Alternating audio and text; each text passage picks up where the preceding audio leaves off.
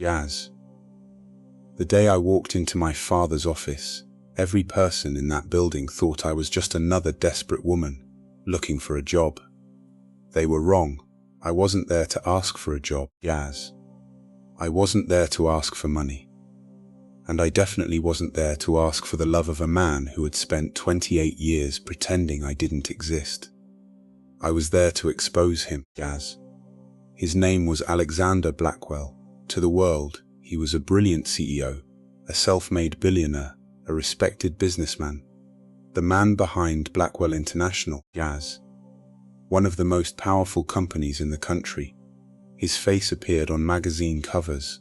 His speeches were quoted by young entrepreneurs. People called him a visionary, a leader, Yaz. A man who had built an empire from nothing. But I knew something the world didn't. Alexander Blackwell had not built his empire from nothing. He had built it on a lie, Yaz. And I was the secret he had spent his entire life hiding. My name is Emily Carter. At least, that's the name I grew up with.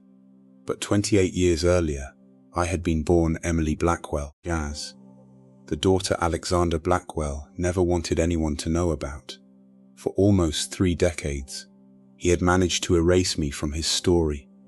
He erased my name from his family record, Yaz. He erased my existence from his public life. He erased my mother from his memory, and he thought he had erased the truth. But secrets have a strange way of surviving, Yaz. Sometimes they hide in old photographs. Sometimes they live inside forgotten letters. And sometimes they come back wearing a simple black coat, carrying a brown envelope, Yaz, and standing outside the office of the man who abandoned them. That morning, I stood in the lobby of Blackwell International and looked up at the enormous silver letters attached to the marble wall, Yaz, Blackwell International. I stared at those words for several seconds. I had seen that name my entire life, on television, in newspapers, on buildings, on product, Yaz. But I had never imagined that one day I would stand inside the company that carried my father's name. The security guard behind the desk looked at me suspiciously. "Can I help you?" I smiled politely. "Yaz. I'm here to see Alexander Blackwell." The guard almost laughed, not because it was funny, because people like me didn't simply walk into Alexander Blackwell's office. "Do you have an appointment?" "No, Yaz." His smile disappeared. "Then I'm afraid you can't go upstairs. I think you should call his assistant. His assistant is very busy. So am I." The guard looked me up and down. My coat was simple, Yaz. My shoes were clean but inexpensive. I wasn't wearing expensive jewelry. I didn't have a designer handbag. I looked exactly like the kind of person a billionaire's security team was trained to stop, Yaz. He leaned forward. "Miss, if you don't have an appointment, you need to leave." I looked directly into his eyes. Then I placed the brown envelope on the desk. "I think he'll make time for me, Yaz." The guard frowned. "What's in there?" "Something he's been hiding for 28 years. The man's expression changed. I could almost see the question forming in his mind. Who was I? What did I know, Yaz? And why did I look so calm? Before he could ask another question, a woman's voice came from behind me. "Excuse me." I turned. A tall woman in an elegant grey suit was walking toward us, Yaz. She had blonde hair tied perfectly behind her head. Her expression was cold, professional, controlled. I knew who she was, Victoria Blackwell, Alexander Blackwell's only publicly known child, Yaz. His daughter, his beloved daughter, the princess of the Blackwell family, the woman whose face appeared beside her father's at charity events, the woman who was expected to inherit the company one day, Yaz. I had seen her photographs many times, but I had never seen her in person. She stopped when she saw me. Her eyes moved from my face to the envelope, then back to my face. "Who are you, Yaz?" I didn't answer immediately. I studied her. For the first time, I was looking at my half-sister. She had my father's eyes. That was the first thing I noticed, the same deep grey eyes, Jazz. The same sharp expression, the same confident posture. For a strange moment, I felt something I hadn't expected: sadness. Jazz. Because Victoria had spent her entire life believing she was Alexander Blackwell's only daughter. She didn't know that her father had another daughter, a daughter he had abandoned. Jazz. A daughter who had grown up without him, a daughter who had spent years wondering why her father had never come looking for her. Victoria crossed her arms. "I'm asking you a question." I finally smiled. "Jazz. My name is Emily." "Emily what?" "Emily Carter." She waited clearly. The name meant nothing to her. Of course it didn't. I had never been allowed to use the name Blackwell. Victoria turned to the security guard. "Please escort her out." I picked up the envelope. "That's fine." I started walking toward the exit, then I stopped. I turned around, Jazz, and I looked directly at Victoria. "Tell your father Emily Blackwell is here." The silence that followed was immediate. The guard froze. Victoria's face changed. Not much, Jazz. Just a slight tightening around her eyes. But I saw it. She had heard that name before. Maybe not mine, maybe from an old story, maybe from her father's past. But something about it had reached her. "Excuse me." I smiled. "Emily Blackwell." Victoria stared at me. "That's my father's name. I know. Who are you?" I held her gaze. "I'm his daughter, Jazz." The words seemed to echo through the entire lobby. The security guard looked at Victoria. Victoria looked at me, and somewhere above us, behind glass walls and expensive furniture, Jazz. Alexander Blackwell was about to hear the one sentence he had spent 28 years trying to prevent. His secret daughter had returned, and this time, I wasn't leaving without the truth, Jazz. 28 years earlier, my mother had been 21 years old. Her name was Anna Carter. She wasn't rich, she wasn't famous. She didn't come from a powerful family, Jazz. She was simply a young woman who had fallen in love with the wrong man. My father, at that time, Alexander Blackwell, wasn't a billionaire. He wasn't even the CEO of Blackwell International, Jazz. He was just a young businessman with a dream. According to my mother, he was charming, ambitious, funny, and completely different from the man the world knew today, Jazz. They met at a small restaurant where my mother worked part-time. Alexander came in almost every evening. He always sat at the same table. He always ordered the same coffee, Jazz. And he always found some excuse to talk to her. At first, my mother didn't trust him. She thought he was just another rich young man looking for entertainment. But Alexander kept coming back. Eventually, Jazz, she fell in love with him. And for a while, he loved her too. At least, that's what my mother believed. Then she became pregnant. And everything changed. Alexander was 24 years old, Jazz.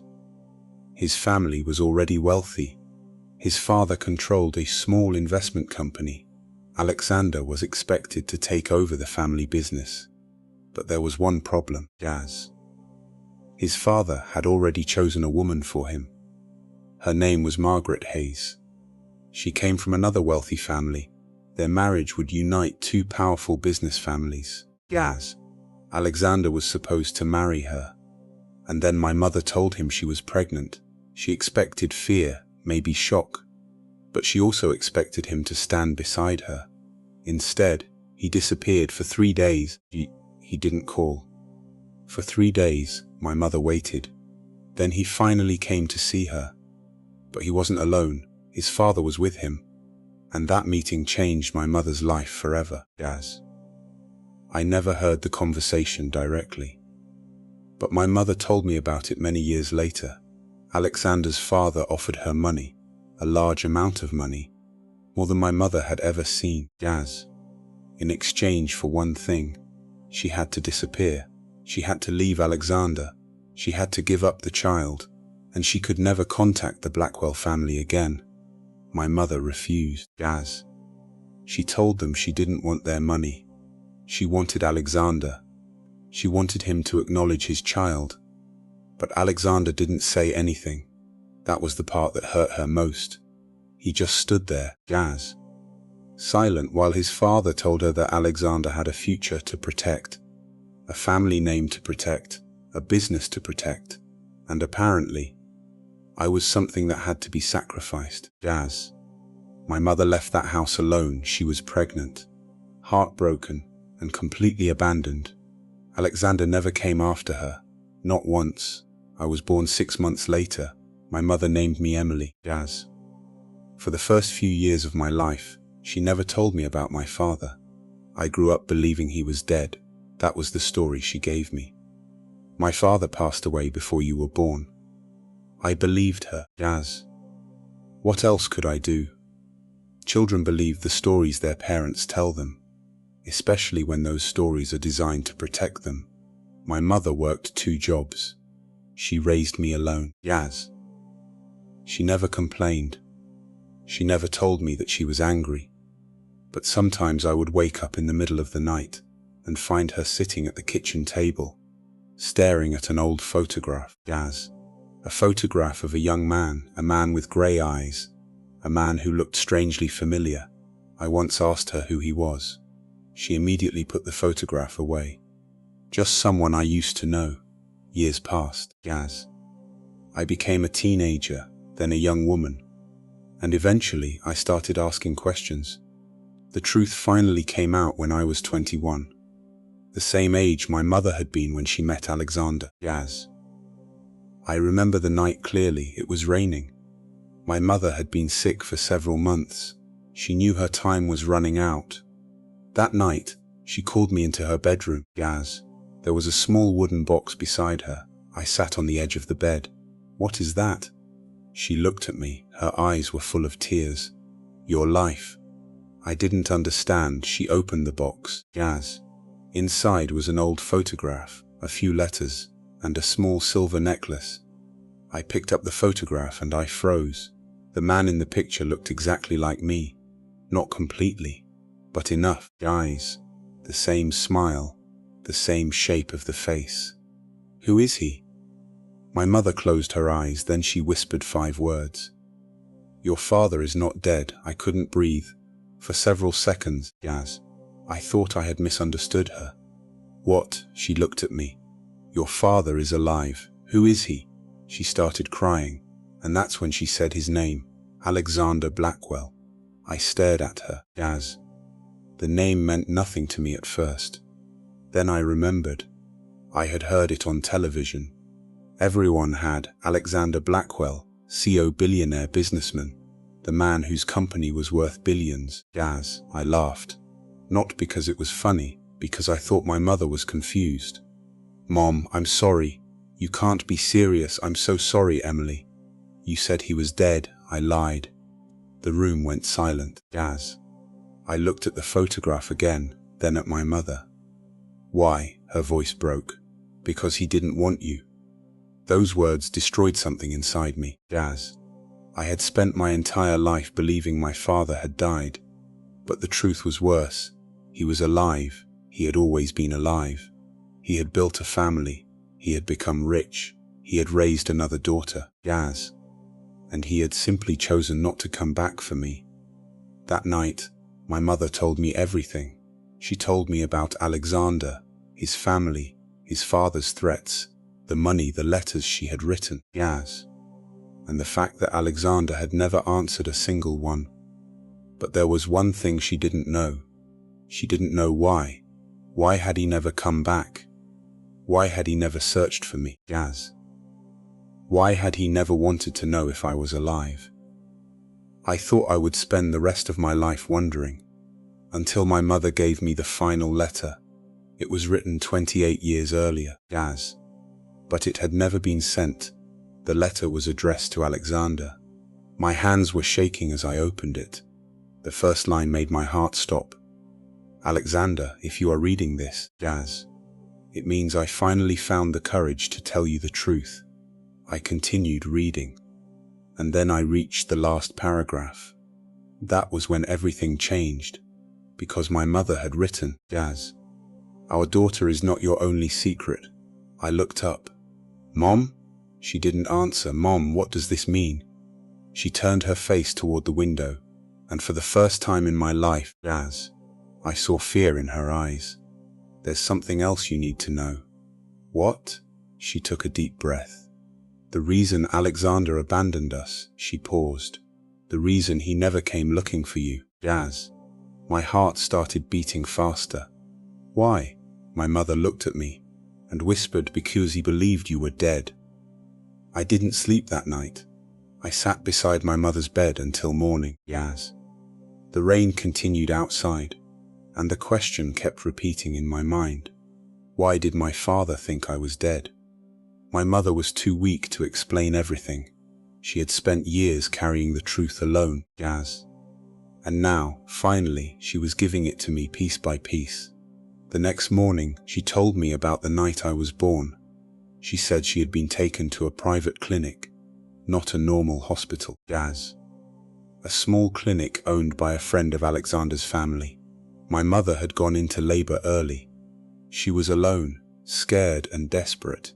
She remembered giving birth.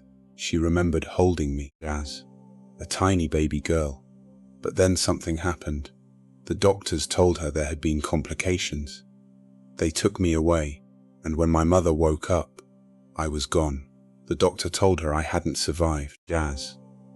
My mother didn't believe them. She demanded to see me, but they refused. She begged, she screamed, she threatened to call the police. But the clinic had already prepared everything. There were documents, records, a death certificate. Everything appeared official. My mother was devastated. She believed I was dead. But there was one thing she didn't know. I had never died. Someone had taken me, and someone had made sure Alexander Blackwell believed the same lie. My mother eventually left the clinic. She spent years grieving a child who was actually alive, and I spent those same years growing up with a woman who thought she had lost everything. The woman who had taken me from that clinic was an older nurse. Her name was Clara. She had worked at the clinic for years, and according to my mother, Clara had been the only person who treated her with kindness. Years later, Clara found my mother. She was dying, and she finally confessed. I had never died. The clinic had been paid to hide me. The people behind it were connected to Alexander's family, but Clara had refused to hand me over. Instead, she had secretly arranged for me to be adopted by a family friend. That family was the Carter family. They raised me, they gave me their name, and they never told me where I came from. My mother had believed I was dead until Clara finally told her the truth. But by then, 21 years had passed. My mother tried to contact Alexander. She wrote letters. She called his old office, She even went to one of his company's events. But she was stopped before she could reach him. Then she received a warning. If she contacted him again, I would be taken away. That was when she stopped trying. She was afraid, not for herself, for me. She decided to protect me by keeping the secret. But there was something my mother never discovered. The people who had separated us from Alexander weren't simply trying to protect his reputation. They were hiding something much bigger. Something connected to the Blackwell family business. Something that could destroy the entire empire. That was why I had returned. Not because I wanted revenge. At least, that was what I told myself. I wanted answers. I wanted to know why my father had abandoned me. I wanted to know why my mother had been forced to live in fear. I wanted to know who had stolen 28 years from us. But deep down, I wanted something else. I wanted Alexander Blackwell to look into my eyes. I wanted him to know who I was. I wanted him to understand what his silence had cost me, and I wanted him to finally tell me the truth. So I started investigating. I spent months searching through old records. I found the clinic. I found the nurse. I found the adoption documents, And then I found something else. A bank account, a secret account created 28 years earlier. Money had been transferred into it every month. Jazz. The payments had continued for exactly 18 years. The account belonged to someone named Clara Morgan, the same nurse who had supposedly saved my life. But there was something strange. Jazz. The money wasn't coming from Alexander. It was coming from Blackwell International Company funds. Not personal money. That meant someone inside the company had been paying Clara for 18 years. Jazz. To keep me hidden, I followed the money, and eventually, I found the name of the person who had authorized the first payment. Richard Blackwell, Alexander's father. He had been dead for 10 years. Jazz. But his signature was on the original documents. Then I found another name. Someone who was still alive. Someone who had worked for the Blackwell family for decades. Jazz. Someone who was still inside the company. Daniel Hayes. The man who had become Alexander's closest business partner. The man whose family had been connected to Alexander's family for generations. Jazz. And the man whose daughter was now Alexander's beloved child, Victoria Hayes, after marriage Victoria Blackwell. I stared at the screen. Suddenly the story became much bigger. Jazz. My father's secret wasn't just about me. It was connected to the family that had raised Victoria. The family that had supposedly helped build Blackwell International. And now I understood something. Jazz. I wasn't just Alexander Blackwell's secret daughter. I was the missing piece of a secret someone had spent 28 years protecting. And if I exposed the truth, Jazz, I wouldn't just destroy my father's reputation. I could destroy the empire itself. Back in the lobby of Blackwell International, Victoria was still staring at me. I could see the shock in her expression. Jazz. But there was something else behind her eyes. Fear. "You're lying," she whispered. I smiled calmly. "Maybe." She stepped closer. "Who sent you?" "No one." "Are you trying to get money?" "No." "Jazz. Then what do you want?" I looked toward the elevator. "Your father," Victoria shook her head. "He's not going to see you. He will. You're wasting your time." I looked at her. "Jazz. That's what everyone told my mother." Her face changed. "What did you say?" "My mother." Victoria stared at me. "Who is your mother?" I didn't answer because at that exact moment, Jazz. The elevator doors opened. A group of executives walked into the lobby, and behind them was Alexander Blackwell, my father. For the first time in my life, I saw him. Jazz. He was older than the man in the photograph my mother had kept hidden for years. His hair was silver at the sides, and his face looked harder than I remembered from that old picture. But his eyes, Jazz. His eyes were exactly the same. The moment he saw me, he stopped. Completely, the executives continued walking, but Alexander didn't move. His eyes were locked on mine. 28 years. Jazz. 28 years of questions. 28 years of wondering why he had never come looking for me. And suddenly, he was standing only a few feet away. I expected anger. I expected confusion. Jazz. I expected him to ask who I was. Instead, he whispered one word. Anna. My mother's name. My heart stopped. Victoria turned toward him. Dad. Alexander didn't respond. He kept staring at me. Jazz. Then his eyes moved toward the brown envelope in my hands. His expression suddenly changed. He looked terrified. Not confused, not angry. Terrified. You shouldn't be here, he said. Jazz. I felt something break inside me. Those were the first words my father had ever spoken to me. Not, who are you? Not, are you my daughter? Not, what happened? Just 4 words, you shouldn't be here. I smiled, even though my heart was breaking. That's interesting. Alexander stepped closer. Emily. I froze. He knew my name. Victoria looked between us. Dad, who is she? Alexander finally looked at her. Go upstairs.